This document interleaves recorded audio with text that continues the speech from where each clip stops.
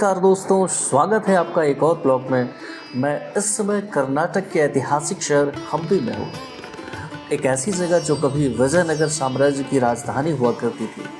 आज की शुरुआत हम करते हैं यहाँ के सुप्रसिद्ध और प्राचीन मंदिर विरूपाक्ष मंदिर से। इससे पहले आइए हम जानते हैं कैसे मैं पहुँचा बेंगलोर से हम्पी। हम्पी पहुँचने के लिए दोनों ही रास्ते हैं, या तो आप रेल मार्ग से या तो फिर आप सड़क मार्ग से भी पहुंच सकते हैं। मेरे लिए तो ईजीएस्ट वे था सड़क मार्ग से पहुंचना, क्योंकि मैं अपने बेंगलोर निवास स्थान से मैजेस्टिक बस स्टैंड पहुंचा और वहां से 459 रुपये प्रति व्यक्ति की टिकट लगती है। वहां से मैंने बस लेकर और लगभग वही 6 घंटे के आसपास का समय लगा और मैं पहुंच गया हॉस्पेट, जो कि वहाँ का नियरेस्ट सिटी है। वहाँ पहुँचने से आपको इजीली कोई भी होटल्स या स्टे करने के लिए आसान सा वहाँ पे स्टेज मिल जाएंगे। सो ये सबसे बेस्ट रहेगा अगर आप हॉस्पिटल पहुँचते हैं तो।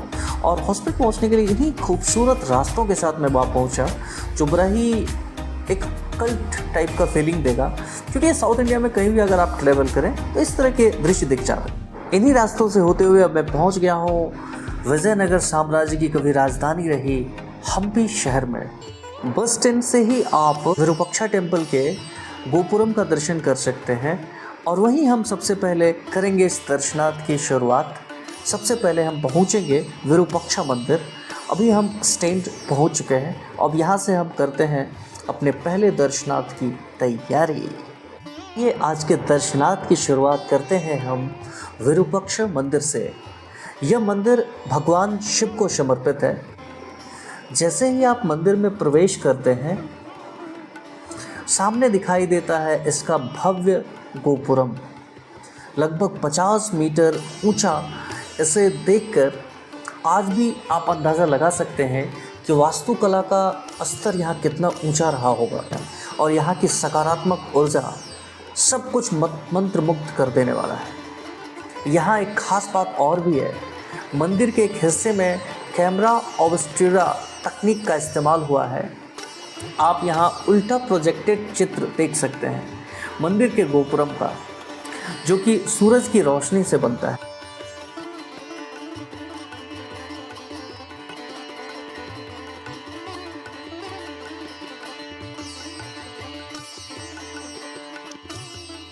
महादेव के दर्शनार्थ के बाद अब हम पहुंच रहे हैं एक ऐसी जगह जो हर भक्त के दिल में खास जगह रखती है, अंजनाद्री हिल, जिसे माना जाता है हनुमान जी का जन्म स्थान। ये पहाड़ी हम्पी से थोड़ी दूरी पर स्थित है और यहाँ तक पहुँचने का सफ़र भी एकदम रोचक और आध्यात्मिक अनुभव कराता है। कहते हैं यहाँ माता अंजना ने तपस्या की थी और यहीं पर जन्म हुआ था भगवान श्री राम के परम भक्त हनुमान जी। जय सिया राम दोस्तों, अब मैं पहुँच गया हूँ अंजनेय पर्वत के पास, और जहाँ पे कि हनुमान जी का जन्म स्थान है। आपको मैं दिखाता हूँ अपने बैक कैमरे से। और यहाँ पर देख सकते हैं आप एक सभी माहौल, और ये पीछे जो मेरे दिख रहा होगा वहीं पे हमें जाना है, और अभी मैं आपको दिखाता हूँ। ये है उस पहाड़ी रास्तों का छोटा सा ग्लिम्प्स जो आप देख सकते हैं हमारी तस्वीरों के ज़रिए। आइए हम आपको लिए चलते हैं बजरंगबली के जन्म स्थान की ओर।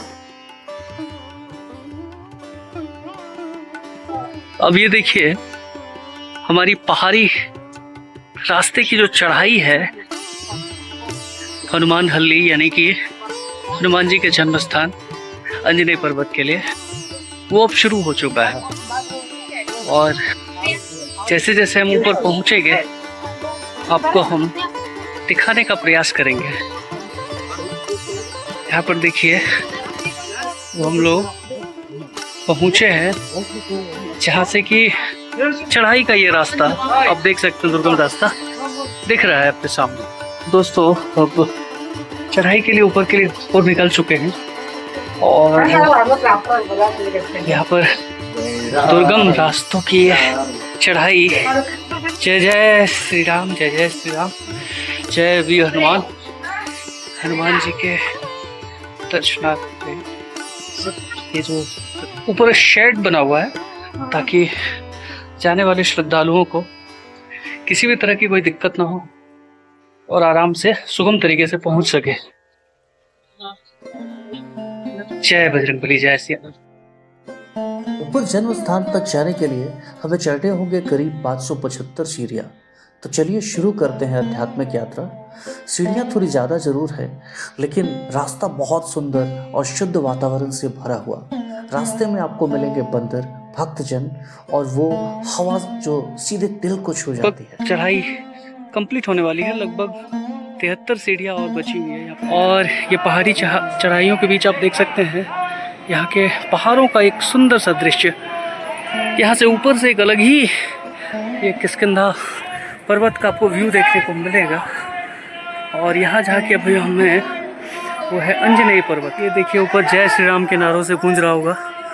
ये वही है जहाँ की मंदिर के एकदम समीप लोग पहुँच चुके हैं। और अब हम भी लगभग ऑलमोस्ट आने वाले कुछ एक मिनट में हम भी वहाँ पहुँच जाएंगे जहाँ पे जय श्री राम के नारों के साथ जय घोष हो रहा है।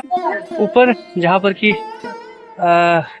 हनुमान जी का जन्म स्थान है, वहाँ तक हम लोग पहुँचेंगे। और यहाँ से आप देख सकते हैं पीछे के पहाड़ी वादियों का ये दृश्य, जो पर्वत है बड़ा ही सुंदर दिख रहा है। और ये आपको अंजनेय पर्वत का से हम आपको ये साझा कर पा रहे हैं।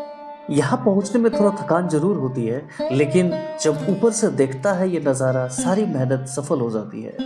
और अब हम पहुँच चुके हैं ऊपर हनुमान जन्मभूमि मंदिर में। यहाँ की शांति, मंदिर की घंटियाँ और हवा में खुली भक्ति, सब कुछ अद्भुत है। यहाँ आप भगवान हनुमान जी की मूर्ति के दर्शन कर सकते हैं। मंदिर छोटा है लेकिन ऊर्जा बहुत बड़ी है। यहाँ से पूरी हम्पी की घाटी दिखाई देती है। तुंगभद्रा नदी, पहाड़ियाँ और हरियाली, एकदम स्वर्ग जैसा दृश्य। आइए आपको दिखाते हैं मंदिर के कुछ हिस्सों को। अगर आप हम्पी आ रहे हैं तो अंजनाद्री हिल जरूर आइए। ये सिर्फ एक जगह नहीं है, एक अनुभव है जो आपके मन को छू जाएगा। तो दोस्तों, ये थी हमारी हनुमान जी की जन्मभूमि तक की यात्रा। आइए अब लौटते हैं और चलते हैं विजय विट्ठल मंदिर की तरफ। मैं आपका दोस्त और इस कार्यक्रम का होस्ट आज विजयनगर साम्राज्य से आप सबों से रूबरू हो पा रहा हूँ। और क्योंकि बहुत दिनों से हमने देखा कि यहाँ पर हम्पी की टूर मैंने प्लान की, तो मैंने सोचा जब जा रहा हूँ तो अपनी एक आइटिनरी बनाई मैंने, तो उसमें मैंने इसको भी शामिल किया क्योंकि इस विजयनगर साम्राज्य को देखने की चाहत थी, क्योंकि इसका अपना ही स्वर्णिम इतिहास रहा है। आज हम इस ब्लॉग में जानेंगे इस महान साम्राज्य की कहानी, यहाँ के स्थापत्य, युद्ध संस्कृति और इसकी भव्यता को। विजयनगर साम्राज्य की स्थापना हुई थी 1336 ईस्वी में हरिहर और बुक्का नामक दो भाइयों द्वारा, जिन्होंने संत विद्यारण्य के मार्गदर्शन में इस साम्राज्य की नींव रखी थी। कहा जाता है कि यह साम्राज्य दक्षिण भारत का सबसे शक्तिशाली और समृद्ध राज्य था। ये है आगे की तरफ की कुछ झलकियाँ जो जब ये विजयनगर साम्राज्य हुआ करता था उस टाइम की ये झलकियाँ आपको मैं दिखा पा रहा हूँ। और इस समय मैं मौजूद हूँ विट्ठल मंदिर परिसर में। यहाँ के पत्थर का रथ, स्टोन चैरियट और संगीतमय स्तंभ जो कि म्यूजिकल पिलर्स पूरी दुनिया में प्रसिद्ध हैं। इन पत्थरों में छिपी है वो कला जो आज भी वैज्ञानिकों के लिए शोध का विषय है।